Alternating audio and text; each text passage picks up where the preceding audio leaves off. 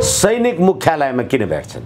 प्रभुराम शर्मा कामु प्रधान सेनापति हुँदै पूर्णचन्द्र थापा विदामा बस्दै भारतका नेपाल स्थित भारतीय राजदूत विनय मोहन क्वात्राले परराष्ट्र, प्रधानमन्त्री, मन्त्री परिषद अथवा सरकार अथवा नेपाली जनता तिनीहरूलाई थाहै नदिकन सैनिक मुख्यालयमा क्वात्राले प्रभुरामलाई भेट गर्नुभयो। त्यसको केही समय हप्ता दिन पनि पुग्दै नपुग्दै फेरि हाउ याङ्छीले पनि भेट्नुभयो, इजरायली राजदूतले पनि भेट्नुभयो। फेरि चीन र भारत एसियाका सर्वशक्तिमान राष्ट्रहरू, दुईटैको भौगोलिक सीमा हामी नेपाल, दुईटै परस्पर प्रतिद्वन्दी राष्ट्र, लडाईँ लडेका राष्ट्र। त्यो बीचमा इजरायली राजदूतले प्रभुराम शर्मालाई भेट्ने। इजरायल अहिले नेपाललाई हतियार बेच्ने राष्ट्र मध्येको राष्ट्र। आउटगोइङ सेनापति थापाले देशको सुरक्षा चुनौतीको कुरा गर्ने, उहाँको कार्यकाल सिद्धिने बित्तिकै अहिले आएको सेनापतिलाई दुईटा परस्पर युद्धरत शक्ति राष्ट्रका छिमेकी राष्ट्रका राजदूतले भेट्ने र इजरायली राजदूत हतियार बेच्ने राष्ट्रले बेच्ने र फातेमा सुमार नेपाल आएर फर्केर गएको 10 दिन भएको छैन। अनि त्यहाँबाट चीनसँगको उहाँहरूको सहकार्य, चिनिया शासनको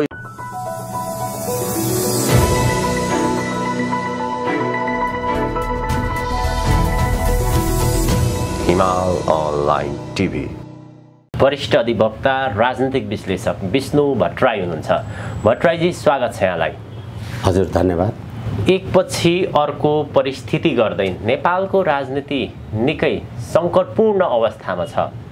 अहिले केही सङ्केतहरू देखा परेका छन्, भन्न सुरु गरेका छन्। जस्तै प्रधानमन्त्री शेरबहादुर देउवाले कुनै पनि बेला संसद भङ्ग गर्न सक्छन्, राजनीति बडो सङ्कटमा छ भनिन्छ। यहाँले कसरी हेरिरहनु भएको छ? धन्यवाद। यो वास्तवमा अहिले प्रधानमन्त्रीजीले प्रतिनिधि सभा जुनसुकै बेला भङ्ग गर्न सक्छन् भन्ने जे कुरा आइराखेको छ, लिपुलेक, लिम्पियाधुरा र कालापानीको प्रश्नमा तत्कालीन संसदले नेपालको अनुसूचित 3 बमोजिम भित्र त्यो क्षेत्रलाई समेटेर नेपालको नक्सा जारी गरिसकेपछि र त्यस अन्तर्गत पाठ्य पुस्तक पनि प्रकाशित भइसकेपछि तत्कालीन नेपाल सरकारले त्यो पाठ्य पुस्तकलाई विद्यार्थीहरूमाझ पुग्न पनि दिएन र तत्कालीन संसदले लगभग सर्वसम्मतिले अपवाद बाहेक पारित गरेको नेपालको अनुसूची 3 बमोजिम, संविधानको धारा 9 को 3 बमोजिम नेपालको सार्वभौम सत्ता सहितको नक्सा सार्वजनिक गर्न नसक्दैखेरि संसदको अकर्मण्यता त्यतिखेर प्रष्ट भएको थियो।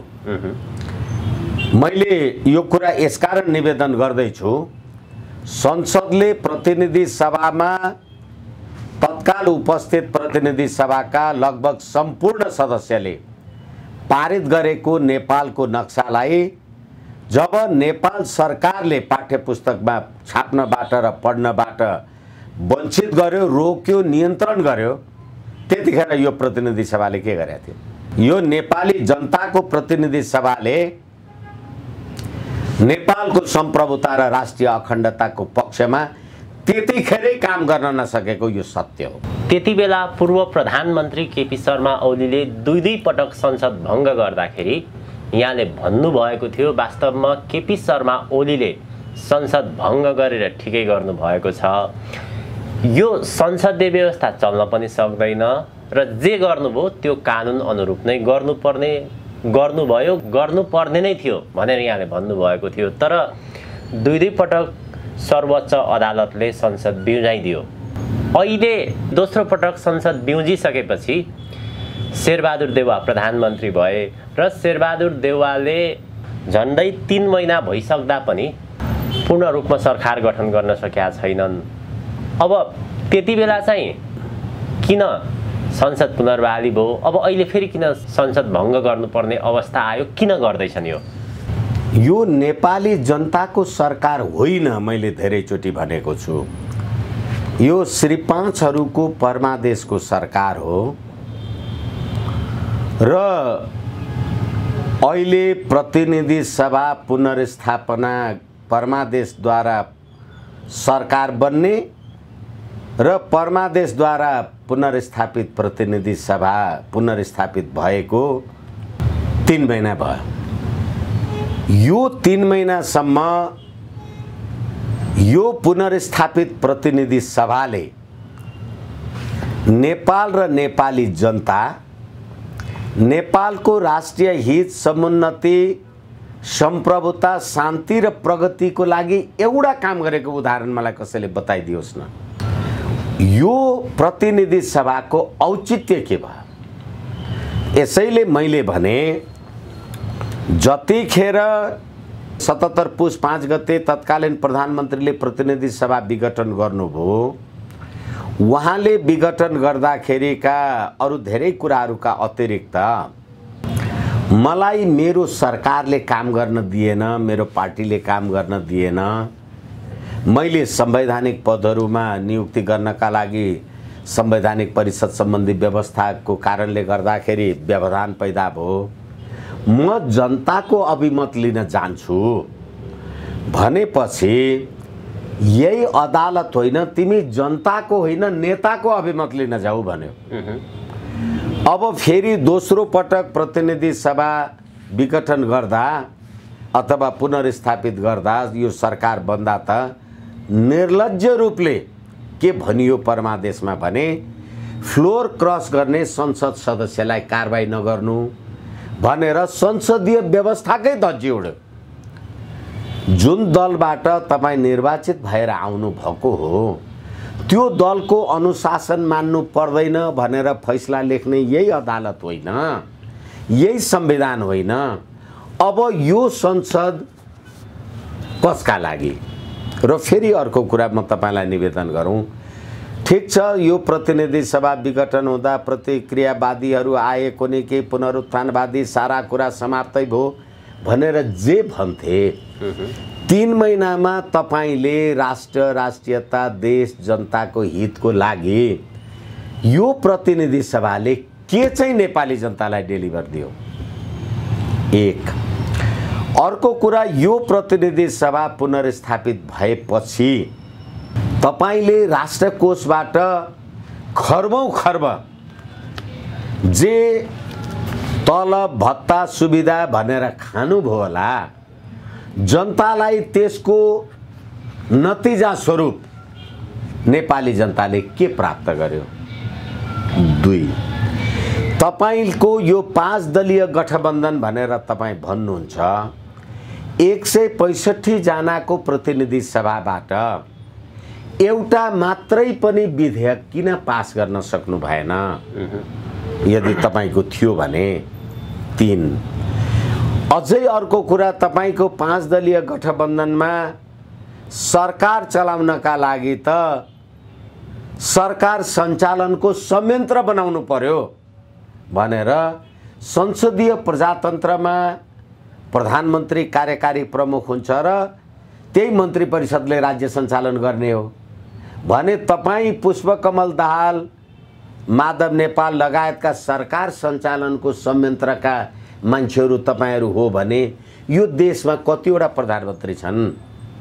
3। चौथो कुरा म तपाईलाई के निवेदन गरौँ भने यो 165 को प्रतिनिधि सभाले आजसम्म मन्त्री परिषदको पूर्णतासम्म पाउन सकेन भनेपछि तपाईहरूको बीचमा शङ्का, अविश्वास, अपराध, घटना, पार्टी फुट, पार्टी जुटको कत्रो ठुलो म्याकबेथ षड्यन्त्रको ज्वालामा तपाईहरू बस्नु भएको छ। 4। अहिले तपाईले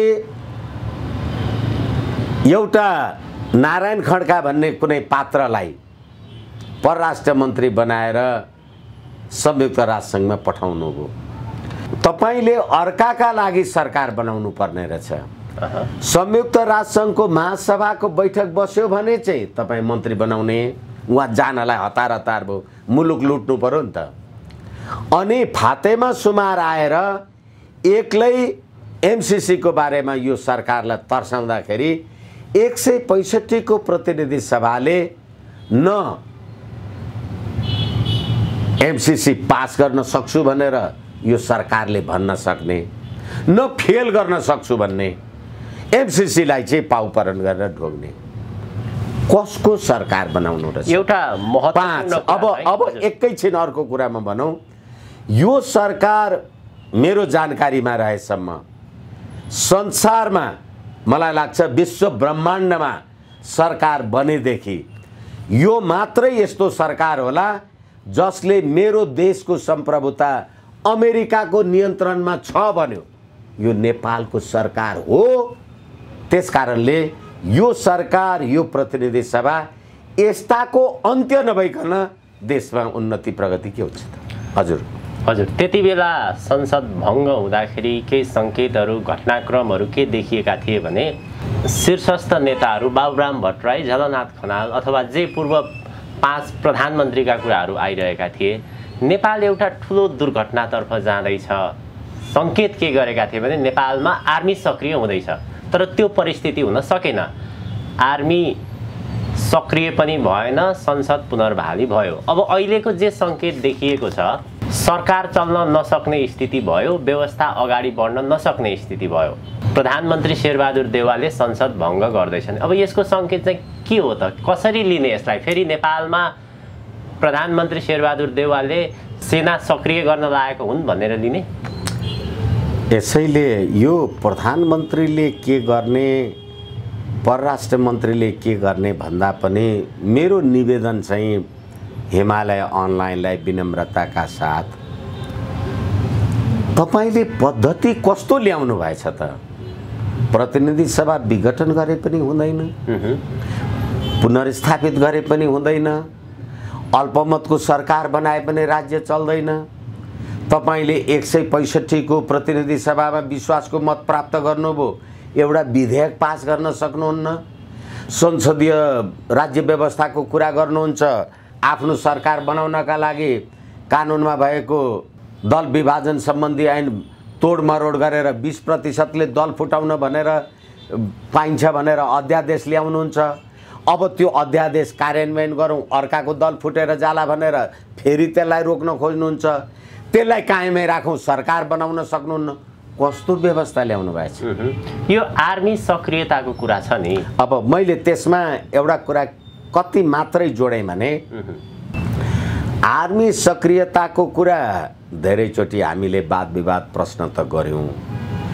अहिले पछिल्लो पटक यो प्रभुराम शर्मा भन्ने मानिस, हालाकि हिजो पूर्णचन्द्र थापा, यो संयोगले पनि प नै प पर्दो रहेछ के, हिजो त्यो पूर्णचन्द्र थापा भन्ने व्यक्तित्व प्रधान सेनापति हुँदा नेपालमा, हाम्रो देशमा घटेको पछिल्लो राजनीतिक घटनाक्रम र स्थिरताले गर्दा नेपालको सुरक्षा व्यवस्थामा चुनौती आउँछ भन्ने कुरामा सेना सजग छ भनेको थिए।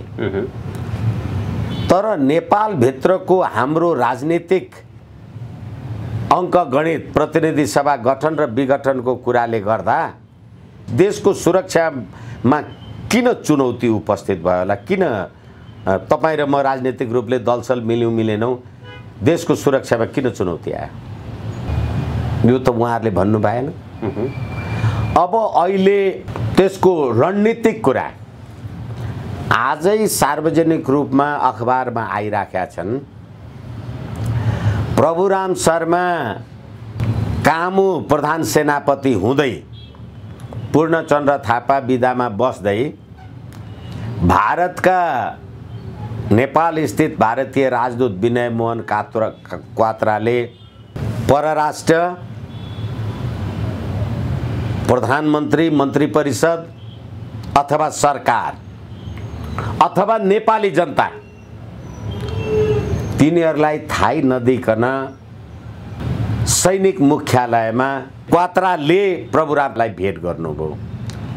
त्यसको केही समय हप्ता दिन पनि पुग्दै नपुग्दै फेरि हाउ याङछीले पनि भेट्नुभयो,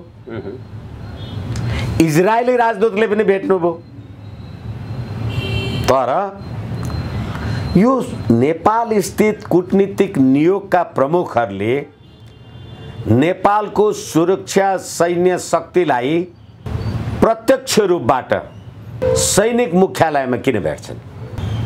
म तपाईको ध्यानाकर्षणको लागि भन्दैछु, तपाई मेरो देशमा विदेशी कूटनीतिक प्रतिनिधि भएर आउनु भएको छ। तपाई परराष्ट्र मन्त्रालयमा तपाई मन्त्री परिषद अन्तर्गत नेपालको सैन्य प्रमुखहरूलाई भेट्ने कि सोझै सोझै भेट्ने? त्यो योजना किन असफल भयो? होइन, असफल होइन, जारी छ त्यो। एकैछिन म निवेदन गर्दैछु, समयको लागि क्षमा पाऊँ। यो नेपाल सरकारको औपचारिक कूटनीतिक वार्ताको माध्यम नेपाली सेना हो कि उहाँहरू परराष्ट्र मन्त्रालयमा कुरा गर्नुपर्छ, प्रधानमन्त्री नेपाल सरकारसँग कुरा गर्नुपर्छ? तपाईँ कामो प्रधान सेनापति छँदै सैनिक सहचारीहरूको सम्पर्कमा मैले तपाईँलाई किन भेट दिएँ, विदेशी राजदूतले मसँग के कुरा गर्नुभयो, सरकारलाई थाहा छ, नेपाली जनतालाई थाहा छ। अब बाहिर आएको छैन। अब म निवेदन गर्दैछु, त्यसै गरेर भारतीय राजदूतले भेटेपछि चिनिया राजदूतले आह्वानछीले पनि भेट्नुभयो। त्यो कुरा सार्वजनिक भएको छ? भएको छैन। किन सार्वजनिक भएन? हाम्रो देशको कूटनीतिक आचार संहिताको कुन कानुनी र वैधानिक, संवैधानिक र कूटनीतिक मार्ग प्रयोग गरेर तपाईहरु भेटघाट गर्नुभयो? नेपाल सरकार के भन्छ? होइन भने विदेशी राजदूतावासका कूटनीतिक प्रमुखहरूले नेपालको सेनासँग के कुरा गरे भन्ने कुरा कूटनीतिक आचार संहिता अन्तर्गत नेपाली जनतालाई थाहा हुनुपर्छ कि पर्दैन? फेरि चीन र भारत एसियाका सर्वशक्तिमान राष्ट्रहरू, दुईटैको भौगोलिक सीमा हामी नेपाल, दुईटै परस्पर प्रतिद्वन्दी राष्ट्र, लडाई लडेका राष्ट्र। त्यो बीचमा इजरायली राजदूतले प्रभुराम शर्मालाई भेट्ने। इजरायल अहिले नेपाललाई हतियार बेच्ने राष्ट्र मध्येको राष्ट्र। यो बीचमा आउटगोइङ सेनापति थापाले देशको सुरक्षा चुनौतीको कुरा गर्ने र उहाँको कार्यकाल सिद्धिने बित्तिकै अहिले आएको सेनापतिलाई दुईटा परस्पर युद्धरत शक्ति राष्ट्रका छिमेकी राष्ट्रका राजदूतले भेट्ने र इजरायली राजदूत हतियार बेच्ने राष्ट्रले बेच्ने र फातेमा सुमार नेपाल आएर फर्केर गएको 10 दिन भएको छैन। यसलाई जोडेर हेर्नुभयो तपाईले भने अब नेपालका प्रधान सेनापतिले भारतका विनय मोहन क्वात्रा र चीनका हाउ याङछीसँग गरेको वाद संवादको बारेमा नेपाली जनताको राष्ट्रियता र सम्प्रभुताको चासो हुने कि नहुने, यसबारेमा सरकार के भन्ने?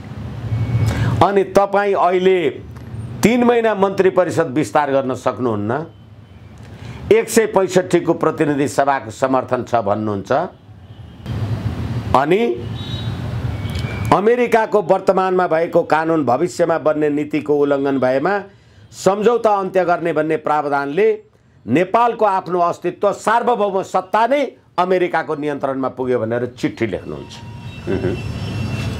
बाँकी के छ? अनि यो प्रतिनिधि सभा, यो राज्य व्यवस्था नेपाली जनतालाई किन चाहियो? अब यो राज्य व्यवस्थाको कुरो, प्रतिनिधि सभाको कुरो निकै लामो समयदेखि उठान हुँदै आएको छ। यो काम लाग्दैन, त्यो सिद्ध पनि भयो भनेर भनिन्छ। जो पछिल्लो समय चर्चामा उठेका विषयहरू चाहिँ जस्तै व्यवस्था परिवर्तन हुँदैछ, नेपालमा नेपाली सेना सक्रिय हुँदैछ भन्ने जे सङ्केतहरू आइरहेको थियो, त्यो किन हुन सकिरहेको छैन? के कारणले रोकेको छ अहिले? मैले भर्खरै निवेदन गर्न जाने हिमाल अनलाइनलाई भने यो दुईवटा के कारणले रोकिएको छ भनेर चाहिँ यहाँले भन्नुभएको छैन सायद? सबै कुरा एक्सपोज रूपबाट सडकमै छताछुल्ल हुनुपर्छ जरुरी छैन। अहिले मैले चिनिया र भारतीय राजदूतहरूको सक्रियता, सरकारको जानकारी बिना नेपाली जनतालाई सुसूचित नगरिएको अवस्था र एमसीसीले नेपालको सम्प्रभुता अमेरिका अन्तर्गत रह्यो भनेर चिठी लेख्ने यो सरकार, यो तीनवटा कुरालाई हामीले विचार गरेर हेर्यौं भने अनि नेपालको सुरक्षा चुनौती ठ्याक्कै अफगानिस्तानको जस्तो धुमिल प्रतिछाया देखिन्छ। किनभने एमसीसी इन्डो पेसिफिक स्ट्र्याटेजी अन्तर्गत हो भन्ने नेपालका लागि तत्कालीन चिनिया राजदूत, भूतपूर्व राजदूत, चीनका लागि नेपाली राजदूत टङ्क कार्की एमसीसी आइपीएस अन्तर्गत हो भन्ने र अमेरिकाका लागि तत्कालीन नेपाली राजदूत शङ्कर शर्मा भन्ने मान्छे यो चाहिँ आर्थिक अनुदान मात्रै हो भन्ने गरेको 5, 7, 10 दिन बित्दा नबित्दा सैनिक मुख्यालयमा यो घटना, यो प्रकृति हुन्छन् र नेपाली जनतालाई थाहा हुँदैन भने भन्नुस् न कति उत्कर्षमा पुगेको होला द्वन्द्व। अब यो र सडक एकैछिन निवेदन गर्ने अनुमति चाहौँ, समय चाहौँ। त्यसैले गर्दाखेरि अब नेपाल र नेपाली जनताप्रतिको दायित्व छ भनेदेखि, यो सरकार, यो राज्य प्रणालीलाई छ भनेदेखि, अर्को कुरा यसमा अलिकति जोडौँ। अस्ति भदौ 31 गतेको दिन यो देशको 5 दलीय गठबन्धनको प्रमुख पात्र पुष्पकमल दाहालले यो संविधान प्रतिक्रियावादी संविधान भयो भनेर सार्वजनिक रूपमा भन्नुभयो। किनभने यसको बारेमा हामीले संविधान निर्माणका बेलामा आफ्नो असहमति अभिव्यक्त गरेका छौँ। एक, संविधान प्रतिको असहमति जनाएर मधेसवादीहरूले त के गरे, 2072 असार साउन भदौ यो सम्पूर्ण कुरा जग जाहेर छ, संविधान डढाए आफ्नो ठाउँमा छ। त्यो संविधान भन्दाखेरि आफूलाई राजावादी हुँ भन्नेहरूले संविधानमा आफ्नो असहमति जनाए। त्यसको 15 वर्ष अथवा गणतन्त्रको घोषणा र संविधान कार्यान्वयनको 5 वर्ष पुग्दा नपुग्दा अब पुष्पकमल दाहालहरू नै प्रतिक्रियावादी संविधान भने यो राज्य व्यवस्थाको अपनत्व कोसँग छ? त्यसो त अब यो प्रसङ्गहरू उठान भइरहँदाखेरि अलिकति हामीले अन्तर्राष्ट्रिय राजनीतिलाई हेरौँ। हजुर, यति बेला चीन र अमेरिकाको द्वन्द्व तीव्र रूपमा चुलिएरै गएको छ। नेपाल सरकार यो मन्त्रीमण्डलको कुरा गर्ने हो भने चाहिँ उनीहरू अलिकति अमेरिकन पक्षमा उभिएको, एमसीसी पास गराउन लागेको जस्तो देखिन्छ। तर यही सरकारको राष्ट्रपति विद्यादेवी भण्डारीले चाहिँ केही दिन अघि के भन्नुभयो भने हामी एक चीन नीतिमा उभिनेछौँ भनेर भन्नुभयो। नेपालको सरकार नै दुई फ्याक्ट भए जस्तो देखिन्छ। यसले के सङ्केत गर्छ, के अर्थ लगाउँछ होला यसले चाहिँ? प्रदीपजी, फेरि पनि मैले चाहिँ क्षमा माग्नुपर्ने भयो। मैले भर्खरै अमेरिकाका लागि तत्कालीन नेपाली राजदूत शङ्कर शर्माको कुरालाई लिएर भने एमसीसी भनेको आइपीएस अन्तर्गत होइन, यो चाहिँ नेपालको हितमा छ, आर्थिक सहयोग भने। त्यसै गरेर चीनका लागि राजदूत भएको टङ्क कार्की भन्ने मानिसले चाहिँ यो आइपीएस अन्तर्गतको सैन्य रणनीति अन्तर्गतको हो, नेपालको सम्प्रभुतालाई माथिलाई धक्का दिने हो भनेर भनेपछि नेपालका दुईवटा पूर्व राजदूतहरूको कथन एकै ठाउँमा राख्दा तपाईले नेपालको परराष्ट्र नीति बुझ्नुहुन्छ के हो? को टंक कार्कीजी ठिक कि शंकर शर्मा ठिक? अनि हाम्रो परराष्ट्र नीति के? अब यसमा यसैमा त अन्यल छ त हो एकैछिन। हजुर। त्यसैले यसमा अब अहिले महामहिम राष्ट्रपतिजीले के भन्नुभयो के भन्नु भएन आफ्नो ठाउँमा होला, तर हामीले भर्खरै छलफल गर्दाखेरि अहिलेको सैनिक मुख्यालयमा प्रधान सेनापतिसँग दुईवटा परस्पर विरोधी, सैद्धान्तिक रूपले राजनीतिक रूपले पनि विरोधी राज्य व्यवस्थामा सिद्धान्तमा विश्वास गर्ने र एसियाका सर्वशक्तिमान राष्ट्रहरूका राजदूतहरूलाई भेट्ने र त्यो कुरा नेपाली जनतालाई थाहा नहुने भनेपछि अब एक चीन नीतिको रूपमा हामी छौं भनेर राष्ट्रपतिजीले भनेको कुरालाई नेपाल र नेपाली जनताले कसरी मान्ने? यो टंक कार्की र शंकर शर्माको यिनीहरूको एमसीसीलाई लिएर दिएको अभिव्यक्तिले गर्दा। अर्को कुरा म तपाईलाई निवेदन गरौँ, अस्ति भर्खरै असोज 4 गतेको दिन एउटा चिनिया तर्फबाट एउटा सार्वजनिक आधिकारिक होइन तर एउटा कुनै लेख सार्वजनिक भएको छ।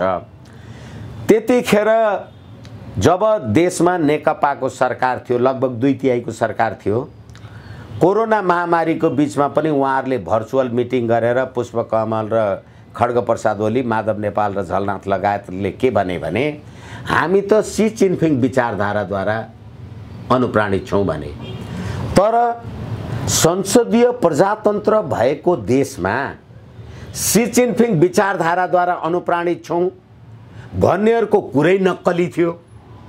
उनीहरू त संसदीय प्रजातन्त्रमा निर्वाचन भोट हालेर आएका थिए, तर पनि चीनले के भन्यो भने ठिक छ तिमीहरूको सिद्धान्त चाहिँ सर्वहाराको अधिनायकवाद अथवा संसदीय प्रजातन्त्र त होइन, संसदीय व्यवस्था त होइन भनेपछि त्यतिखेर के भनेको थियो भने, म तपाईलाई भनौं, तत्कालीन नेकपा तथा चिनिया कम्युनिस्ट पार्टीले द्विपक्षीय सम्बन्ध विस्तारका लागि एमओयूमा नै हस्ताक्षर गरेर नेपालको तत्कालीन सरकारलाई बल पुर्याएका थिए, तर प्रकारान्तरले त्यो सरकार टिक्न सकेन, ढल्यो। केपी शर्मा ओली र प्रचण्डको व्यक्तिगत झगडाले गर्दा त कम्युनिस्ट शासनको स्थिरता त रहेन। कम्युनिस्ट शासनको स्थिरता नरहेको मात्रै होइन, पुष्पकमल दाहालजीले त भारतको र पश्चिमाहरूको कम्फर्टेबल सरकारको कुरा गर्नुभयो। अब विद्यादेवी भण्डारी महामहिम राष्ट्रपतिजीले एक चीन नीतिको कुरा गर्नुको के तुक छ? किनभने यो तत्कालीन सरकार विस्थापित गर्न र परमादेश जारी गराएर 5 दलीय गठबन्धन गर्नका लागि त दक्षिणी र पश्चिमी शक्तिको निर्णायकत्व रहेछ भन्ने कुरा त 3 महिनामा सरकार बन्न नसक्ने, तर एमसीसी पास गर्ने र नगर्ने कुरामा अनि अहिले एमसीसी को प्रश्न उठ्ने। र फेरि अर्को कुरा, 2017 मा 14 सेप्टेम्बरमा एमसीसी सही छाप गर्दा नेपालमा रहेको बुढी गण्डकी प्रोजेक्टको जे काम कारबाही थियो त्यतिखेर यही मान्छे प्रधानमन्त्री थियो, यिनै मान्छेहरू मन्त्री थिए। त्यतिखेर चीनको गेजुवा कम्पनीलाई विस्थापित गर्ने काम शेरबहादुर देउवाले गरे। त्यसको 4 वर्षपछि फेरि तपाईं अहिले सरकारमा पुग्नुभयो र तपाईले विस्थापित गरेको कम्पनीमा त भारतीय कम्पनीलाई, चिनिया कम्पनीलाई विस्थापित गरेर त भारतीयलाई बुढी गण्डकी प्रोजेक्ट दिनुभएको थियो। त्यो प्रोजेक्टमा केपी शर्मा ओली, शेरबहादुर देउवा र प्रचण्ड पुष्पकमल दाहालले त 9 अर्ब भ्रष्टाचार गरे भनेर त बाबुराम भट्टराईले सार्वजनिक भने हो। अब त्यही चिनिया विचारधाराको कम्युनिस्ट पार्टी ढलिसकेपछि, केपी शर्मा ओलीको सरकार ढलिसकेपछि, के अरे विदेशीको कम्फर्टेबल सरकार बनेपछि अब फेरि एमसीसी को कुरा आयो अनि त्यहाँबाट चीनसँगको उहाँहरूको सहकार्य, चिनिया शासनको स्थिरता पनि ढल्यो। भनेपछि बुझ्नुस् कि नेपालका कम्युनिस्टहरू नामले र ब्रान्डले चिनिया आदि इत्यादि भने पनि कोद्वारा पालित पोषित परिचालित रहेछन् भन्ने कुरा यसबाट देखिन्छ भने अब सुरुमा तपाईँले प्रश्न उठाए जस्तो नेपालको सेना आदि इत्यादिको कुरा हामीले जे गर्यौँ, यो देशको सेनालाई लकीरका फकीर भन्ने त यही राज्य व्यवस्था हो नि। त्यही लकीरका फकीर भन्नेलाई सलाम गर्नेहरू तर के हो भनेदेखि अब यो राज्य प्रणालीलाई सञ्चालन गर्छु भन्ने नेता नीति र नेतृत्वले राज्य सत्ता नचल्ने रहेछ भन्ने कुरा स्थापित भयो। किनभने एमसीसी न तपाईँले पास गर्न सक्नुभयो न तपाईँले त्यसलाई इन्कार गर्न सक्नुभयो। भट्टराई सर, निष्कर्षमा चाहिँ सरकारमा बसेका केही व्यक्तिहरूको धारणा हेर्दाखेरि प्रमुख दलका शीर्षस्थ नेताहरूको धारणा सुन्दाखेरि नेपालको अहिलेको राजनीतिको परिस्थिति, सरकारको औपचारिक धारणा र अन्तर्राष्ट्रिय भू राजनीति, यी सम्पूर्ण कुरालाई मूल्याङ्कन गर्दा नेपालको राजनीति कतातिर जाँदैछ, के हुन खोज्दैछ? नेपालको राजनीति अब सधैँ अस्थिरतातिर जाँदैछ। तपाईँले दुई पटक तीन पटक प्रतिनिधि सभा विघटन गर्दा होइन भने पनि यो प्रतिनिधि सभाले नेपाली जनताको, यो राज्य प्रणालीले नेपाली जनताको शान्ति, स्थिरता र समृद्धि दिन सकेन। गर्दा गर्दै अहिले न्यायपालिका जस्तो ठाउँमा पनि सम्माननीय प्रधान न्यायाधीश आफै संवैधानिक परिषदमा बसेर अध्यादेश ल्याउने कुरामा सहमति जनाउने, तिनै प्रधान न्यायाधीशले गरेको काम कारबाहीमा सर्वोच्च अदालतमा रिट पर्ने, तिनै प्रधान न्यायाधीश मुद्दाको सुनवाई गरेर तलमाथि गर्ने भनेपछि कुन गाई जात्रे प्रणाली ल्याउनु भएको छ। त्यसैले अस्थिरताको अन्त्य नै यो राज्य प्रणालीको अन्त्य हो र त्यसका लागि मैले तपाईलाई फेरि पनि भने, अमेरिकाले नेपालका राजदूत, प्रधानमन्त्री, मन्त्रीहरूसम्म हैकम चलाउन सक्दो रहेछ, तर नेपालका 3 करोड जनतालाई धम्की दिन सक्दो रहेन रहेछ भन्ने कुरा त्यो चिनिया आर्टिकलमा, नेपाली भाषामा प्रकाशित आर्टिकलमा जे उल्लेख भएको छ, अहिले जनताको बलले गर्दा सम्पूर्ण अमेरिकी पक्षधर, प्रधानमन्त्री, मन्त्री, दल, नेता सम्पूर्ण एमसीसीमा पराजित भए, किनभने नेपाली जनताले एमसीसी चाहेन। यो कुरालाई हामीले बुझौँ। र अर्को कुरा के हो भने, मलाई लाग्छ चिनिया लगायत सम्पूर्ण संसारले हेर्यो होला, हामीले नेपालमा राज संस्था निर्वाह गर्दा यो देशलाई 116वटा राष्ट्रले शान्ति क्षेत्र मानेको देश, चीन र अमेरिका पनि त हो नि शान्ति क्षेत्र मान्ने। तर आज तपाईले संघीय लोकतान्त्रिक गणतन्त्र ल्याएपछि कुन खतरामा कहाँ पुग्नु भएछ? तपाई एमसीसी र बीआरआईलाई जुधाएर हेर्ने अनि आफूले मानेको राज्य प्रणाली, राजतन्त्र हटाएर गणतन्त्र ल्याउनु भएको, गणतन्त्रको राष्ट्रपतिलाई नाङ्गे झार निन्दा र गाली गर्ने यो पद्धति। अब यो पद्धति काम छ, ठीक छ। तपाई गणतन्त्र ल्याउनु भएको, तपाई राष्ट्रपतिको उछित्तो काटेर बोल्नुहुन्छ, जतिसुकै जोगाउने चरित्रमा पनि लान्छना लाउनुहुन्छ। हजुर हजुर, जतिसुकै जोगाउने प्रयास अथवा झुटको कुरा गरे पनि, खेती गरे पनि अब यो गणतन्त्र, संविधान, संघीयता रहनेवाला छैन। होइन, यतिन्जेल कसरी टिकिराखेका छ, जनता कसरी चुप लागेका छन् त्यो पो ऊ देख्छ भने। अथवा यसको कार्यान्वयनको पक्षलाई हेरौँ, के चाहिँ कार्यान्वयन भयो? यो संविधान आएको 2072 असोज जे भने पनि 2074 मङ्सिर 10 गते 20 गते प्रतिनिधि सभाको निर्वाचन भएपछि वैधानिक रूपले आयो। सर्वोच्च अदालतमा जज भएर संवैधानिक इजलासमा बसेको जजलाई तो न्यायाधीश हुन पाउँदैनस् भन्छ वकिलले। त्यो वकिल जो आफूलाई वरिष्ठ भन्छ विष्णु भट्टराई, यहाँ आएर शेरबहादुरको वकिल हुन्छ र शेरबहादुरको विपक्षी अग्नि सापकोटालाई बनाउँछ। अग्नि सापकोटाकै घरमा गएर होइन तैँले त त्यो मुद्दामा यसरी पो बोल्नुपर्छ भनेर भन्छ, त्यही हो। हजुर, के बाँकी छ? निष्कर्ष भने चाहिँ आफैले उनीको मालामा आफै झुन्डेर मर्ने भयो। अब मलाई त लाग्छ त्यो झुन्ड्याउने कष्ट पनि कसले गरिदिने होला र यो आफै पतित भएर समाप्त हुने भयो। हस्, अत्यन्त धेरै धन्यवाद यहाँलाई, यहाँको महत्त्वपूर्ण समय र विचारको लागि। हस्, धन्यवाद, नमस्कार।